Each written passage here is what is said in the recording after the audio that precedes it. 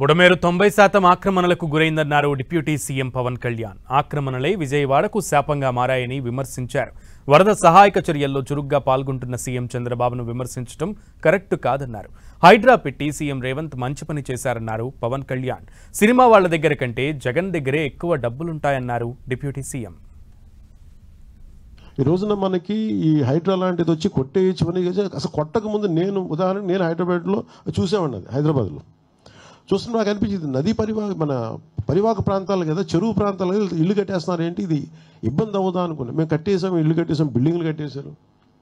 అంటే మీరు డ్యామేజ్ జరుగుతున్నప్పుడు అందరూ కామ్గా, డ్యామేజ్ జరిగింది అన్ని కట్టేసిన తర్వాత నేను నిన్న మాట్లాడింది అందుకే it will become a social issue అని చెప్పాను. చాలామంది ఆర్థిక పరిస్థితులు చిన్న భిన్నం అయిపోతాయి. అలాంటి వాళ్ళకి ఏం చెప్పాలి, ముందే ఇది చాలా స్ట్రిక్ట్ గైడ్ లైన్స్. అందుకనే bureaucracy should be extremely alert and powerful. వాళ్ళ బాధ్యత వాళ్ళు నిర్వర్తించాలి. అందుకని ఇప్పుడు రేవంత్ రెడ్డి గారు మా ముఖ్యమంత్రి వచ్చి ఇప్పుడు ఏమంటారు, కొట్టేస్తూ ఉంటారు. ఆయన చేస్తున్న రైటే, మనం కూడా చెయ్యాలంటే అది కూర్చోబెట్టి అది ఎలాంటి ఇష్యూస్ ఉంటాయో తెలియదు. So lot of social issues, lot of social tensions ఉంటాయి దీనికి. ఏదో ఒక 2-3 అంటే మన హైడ్రా లాగా ఒక్కటే మనకి నాకు తెలుసు పనిచేస్తుంది నేను అనుకోవట్లేదు. నేను కోర్ట్స్కి వెళ్ళినప్పుడు ఎన్ని ఉంటాయి. బట్ ఏ సంథింగ్ ఒక హైడ్రా అనేది ఖచ్చితంగా అలాంటి యాక్షన్ ఖచ్చితంగా ఉండాలి. అది ఒకటి ఖచ్చితంగా ఉండాలి. చాలామంది మనకి చూస్తే చెరువులు ఆక్యుపై చేశారు, చాలామంది నాయకులు ఆక్యుపై చేశారు. అవి ఎలా కొట్టాలి, వాళ్ళకి కూర్చోబెడితే ఎవ్రీవన్ ఈజ్ పవర్ఫుల్ ఆ ఏరియాల్లో.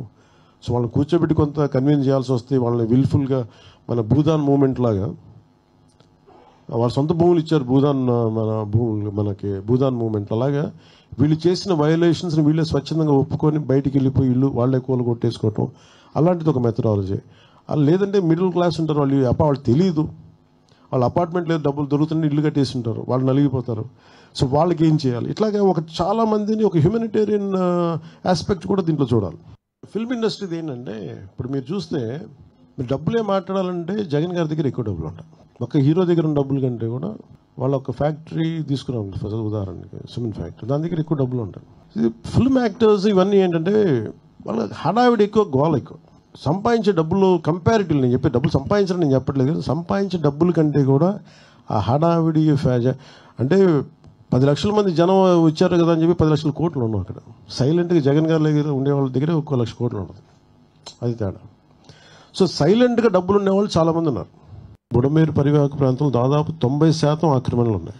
ఈ ఆక్రమణలే బుడమేరుకి మన విజయవాడకి శాపంగా మార్చేసినవి ఇవన్నీ. ఇప్పటికీ కొన్ని ప్రాంతాల్లో ఆక్రమించిన ఇళ్ళు, ఆ ప్రాంతాల్లో ఇల్లు నిర్మించారు. తర్వాత నిర్మించిన ఇళ్ళకి అవుట్ఫుల్ డ్రైన్స్ లేకపోవడం, వరద ఎటు వెళ్తుందో తెలియక అది విజయవాడ సగం నగరాన్ని వరద నీరుతో ముంచెత్తేసింది.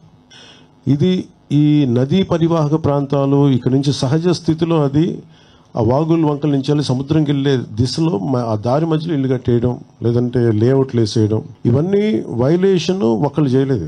కొన్ని దశాబ్దాలుగా కొంచెం ఇంక్రిమెంటల్గా చేసుకుంటూ వచ్చి అది చేసుకుంటూ వచ్చారు. ఇది కూడా మేము అడ్డగోలుగా కూర్చోబెట్టి ఇది వైసీపీ ప్రభుత్వం మాటలు కాదు, వాళ్ళు చేసి ఉండాల్సింది. ఎంత ఇలాంటి పరిస్థితుల్లో ఇంత సమర్థవంతంగా ఆ వయసులో ఆయన బుల్డోజర్లు ఎక్కి అసలు చేరలేని ప్రదేశాల్లో, వెళ్ళలేని ప్రదేశాల్లో కూడా ఆయన బుల్డోజర్ ఎక్కి, ఆయన పోక్లైనర్లు ఎక్కి, ట్రాక్టర్లు ఎక్కి గౌరవ ముఖ్యమంత్రి గారు అది అప్రిషియేట్ చేయాల్సింది పోయి నన్ను విమర్శించడం ఇది సరైన పద్ధతి కాదు, మార్చుకోవాలి వైసీపీ నాయకులు.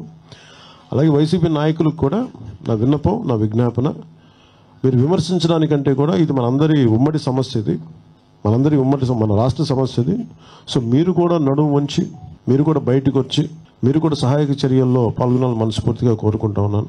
అలాగే గత 2-3 రోజులు నేను కనిపించట్లేదు, అది ఇది అని మాట్లాడుతాను. ఒకటే చెప్తాను, ఇప్పుడు నేను వస్తే నాకు ఇబ్బంది ఏంటంటే ఈ సహాయక చర్యల్లో ఇబ్బంది పడిపోద్ది. ఒకసారి అందరిని మీద పడటం, దానివల్ల అధికార యంత్రాంగానికి ఒత్తిడి అవుద్ది. దానివల్ల నన్ను వాళ్ళు చెప్పడం వల్ల రాలేకపోయాను. అది నిన్న మీకు క్లియర్ కట్గా తెలియజేశాను. ఇంకా దీన్ని విమర్శించాలని ఎవరన్నా వైసీపీ నాయకులు అనుకుంటే భవిష్యత్తులో ఎప్పుడైనా సరే మీరు నాతో పాటు రావచ్చు, ఎక్కడికైనా సరే నాతో పాటు నా కాన్వాయ్లో తీసుకెళ్తాను మిమ్మల్ని, నాతో పాటు నడవండి. ఎలా ఉంటుందో మీకు అర్థం చేసుకున్నప్పుడు అప్పుడు మీరే సలహా ఇస్తారు. అందుకని దయచేసి దీన్ని ఒకసారి మీ దృష్టికి తీసుకొస్తారు. కానీ విమర్శించే వైసీపీ నాయకత్వానికి ఎవరికైనా సరే రాష్ట్ర ప్రభుత్వం చేస్తున్న ఈ చర్యల మీద ఎవరన్నా విమర్శించదలుచుకుంటే వాళ్ళందరికీ కూడా ఫస్ట్ మీరు సహాయం చేసి మాట్లాడండి.